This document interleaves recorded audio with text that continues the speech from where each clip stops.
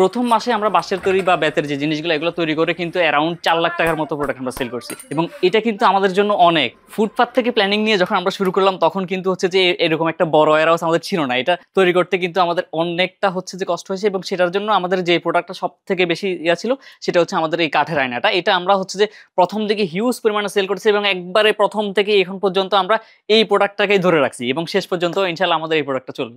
1 কোটি সেলের পিছনে এটার যেমন বড় অবদান আছে, তেমনি আমাদের আরো অনেকগুলো প্রোডাক্ট আছে। হ্যাঁ, শুধু এটা বললে হচ্ছে ভুল হবে। ধরতে গেলে আমার 50% হচ্ছে যে এটার মধ্যে ছিল, আর বাকি 50% আমার এনাদার যে প্রোডাক্টগুলো দেখতেছেন সবগুলো প্রোডাক্টেরই অবদান আছে। এই যে বেতের কাজ বা হচ্ছে বাঁশের কাজ, এগুলো নিয়ে আমার কোনো আইডিয়াই ছিল না। আমি ঢাকা শহরে আসার পরে প্রথম 2 বছর যখন টিউশনি করাচ্ছিলাম, টিউশনিতে যাওয়ার সময় দেখলাম যে রাস্তার পাশে অনেক সুন্দর সুন্দর জিনিস, এবং এই জিনিসগুলো ওনাদের থেকে খোঁজ খবর নিয়ে দেখলাম যে এই জিনিসগুলো দেশের বাইরে এক্সপোর্ট হয়, শুধু যেগুলো ইয়া হয় মানে হচ্ছে যে কিউসি ফেল্ড হয় এগুলো আমাদের দেশে ছাড়া হয়। তো আমার চিন্তা আসলে যে কিউসি ফেল্ড গুলো কেন আমাদের দেশে ছাড়া হয়, যেগুলো একবারে রিয়েল একবারে হচ্ছে ভালো, এগুলো আমাদের দেশে কেন ছাড়া হচ্ছে না। পরে জানলাম যে না, এই জিনিসগুলো হচ্ছে এই অ্যাভেলেবেল না, এবং এই জিনিসগুলোর হচ্ছে যে মেকিং কস্টটা একটু বেশি। হ্যাঁ, তবে ওই বাইরের যারা তারা বাল্ক বেশি পরিমাণে নিয়ে যায়, সেক্ষেত্রে হচ্ছে যে আমাদের যারা কারিগর আছে তারা পোষাইতে পারে। আমাদের অনেকে হচ্ছে চিন্তা করে যে বাঁশ দিয়ে শুধু বেড়াই বানানো যায়, কিন্তু বাঁশ দিয়ে যে এই সুন্দর সুন্দর ল্যাম্প গুলা বানানো যায়, এটা একটা ল্যাম্প, আমাদের এটা একটা ল্যাম্প, পাশাপাশি হচ্ছে এই ল্যাম্প গুলা, এবং এই সুন্দর কিন্তু বাস্কেট গুলাও কিন্তু হচ্ছে যে পুরোটাই বাঁশ দিয়ে তৈরি। তো এই ধারণা থেকে আমরা কিন্তু চেঞ্জ করে আনতেছি যে বাঁশ দিয়ে আসলে অনেক সুন্দর সুন্দর কিছু শিল্পকর্ম তৈরি করা পসিবল। এই যে এটা কাইসা গাছ, এটাকে কাইসা গাছ বলে, এটা অনেকেই চিনে না। এটাকে হচ্ছে যে কিছু কিছু কাস্টমার তো এরকম বলছে এই ঘাস আমরা গরুকে খাওয়াই, এটা কেন পাঠাইছেন? ঘাস থেকে তো হচ্ছে যে আমরা একেবারে মানে কি বলবো, এরকম একটা সুন্দর লন্ড্রি বাস্কেট তৈরি করে ফেলছি,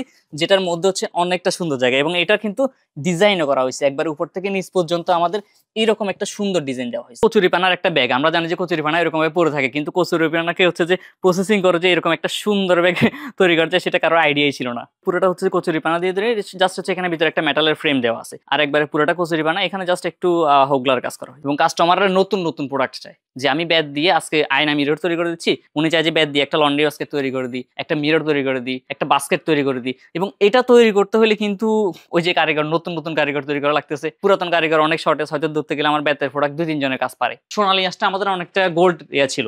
আঁশ মানে বলতেছে হচ্ছে ওই পাটের যে প্রোডাক্টটা, পাটের হচ্ছে পাট দিয়ে কিন্তু অনেক কিছু তৈরি করেছে, কিন্তু বর্তমানে আমরা দেখতে গেলে প্লাস্টিকের পলিথিনের অনেক ব্যবহার বেড়ে গেছে। তো সেটাকেই হচ্ছে যে আমরা আমাদের মাধ্যমে কমানোর চেষ্টা করব। প্লাস্টিকের পরিবর্তে একটা বাস্কেট কিভাবে আমরা বেত দিয়ে তৈরি করতে পারি, বাঁশ দিয়ে তৈরি করতে পারি, অ্যাওয়ার করা ট্রাই করতেছি। এই প্রোডাক্টগুলো অনেকে ইউজ করতেছে, তখন এটাতে কিন্তু ইন্টারেস্টেড হবে, এবং একটা ভালো প্রাইসিং এ। এই যে একটা প্রোডাক্ট দেখতেছেন, এটাকে সি গ্রাস বা হোগলা পাতা বলা হয়। এটা হচ্ছে যে একেবারে আমি নিজেই চিনতাম না এই প্রোডাক্টটা। এটার মধ্যে যেমন দেখতেছেন, এটা একটা ম্যাটেরিয়াল, এটা একটা সেম এটাকে জাস্ট হচ্ছে একটু প্রসেসিং করে এরকম করা হয়েছে, এবং এটা হচ্ছে একেবারে ন্যাচারালটা। এটা একটা সুন্দর বাস্কেট, এবং এই প্রোডাক্টটা কিন্তু হিউজ পরিমাণে এক্সপোর্ট হয়, হাজার হাজার লাখ লাখ পিস এক্সপোর্ট হয়। এইটা ম্যাক্সিমাম যায় হচ্ছে চায়নাতে যায়, আপনার জাপানে যায়। আপনি দেখবেন যে পুরো ওয়ার্ল্ড কিন্তু চায়না থেকে প্রোডাক্ট কালেক্ট করতেছে, এবং চায়না হোলসেলের জন্য হচ্ছে যে একেবারে বিখ্যাত। ওই চায়নায় কিন্তু আমাদের দেশ থেকে এটা নিয়ে যায়, চায়না নিয়ে যায়, জাপান নিয়ে যায়, ইউএসএ নিয়ে যায়, কারণ ওরা হচ্ছে ওদের নেচার নিয়ে অনেক বেশি সচেতন।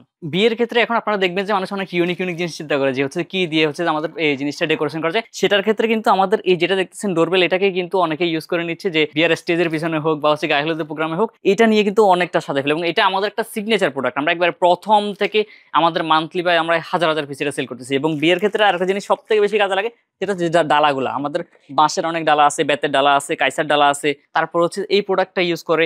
এবং এই যে এই হোগলার জিনিসগুলো কিন্তু এই বাস্কেটগুলো অনেক ইউজ হয় বিয়ে। প্রথম দিকে হচ্ছে বাবাকে বলার সাহস ছিল না যে বাবা আমি বিজনেস করবো। তো আম্মুকে যখন বলছিলাম, আম্মু হচ্ছে যে লুকাই লুকাই 30,000 টাকা লোন দিছিল, যেটা আমি হচ্ছে যে অলমোস্ট 3 মাসের মধ্যে ফিল আপ করে দিছি আম্মুকে, যে পেড করে দিছি, যে আম্মু যে টাকাটা দিছে এটা আমি দিয়ে দিছি। এবং এখন আব্বু দেখতেছে, এখন পুরাটা অনেক হ্যাপি, সবাই অনেক প্রাউড ফিল করে যে ছেলে তো মাশাআল্লাহ অনেক কিছু করে ফেলছে, এবং তাদের আব্বুর সাপোর্ট ছাড়া যে করছি এটা তো ওনারা আরো বেশি। তবে আমার একটা প্ল্যানিং ছিল যে হচ্ছে যে আমি অন্তত বাংলাদেশে স্টুডেন্টদের পার্ট টাইম জবের একটা ব্যবস্থা করব। তো এই বয়সে কিন্তু আসলে একটা বিজনেস এরকম ভাবে একটা স্বপ্নের মতো, এটা আমার ধরতে গেলে এত বড় একটা ওয়্যার হাউস এবং মিরপুর 1-এর মধ্যে, এটা কিন্তু অনেকটা কষ্ট করছিল। এবং আমাদের স্টুডেন্টদের একটা ম্যাক্সিমাম ছিল কি, বিজনেস করার জন্য ইনভেস্টমেন্ট লাগবে। আসলে বিজনেস করার জন্য হচ্ছে যে নিজের ডেডিকেশন লাগে, নিজের আগ্রহ থাকা লাগে, নিজের লেগে থাকা লাগে। ওই ফোকাস দিতাম না যে আরেকজন আমাকে টাকা দিয়ে আমি টাকা দিয়ে বিজনেস করবো। আসলে টাকা দিয়ে বিজনেস না, বিজনেসটা হচ্ছে নিজের একটা ডেডিকেশন দিয়ে, যে হচ্ছে যে আমি আমার একটা ইচ্ছা শক্তি দিয়ে আমি এটাকে আগায় নিয়ে যাব।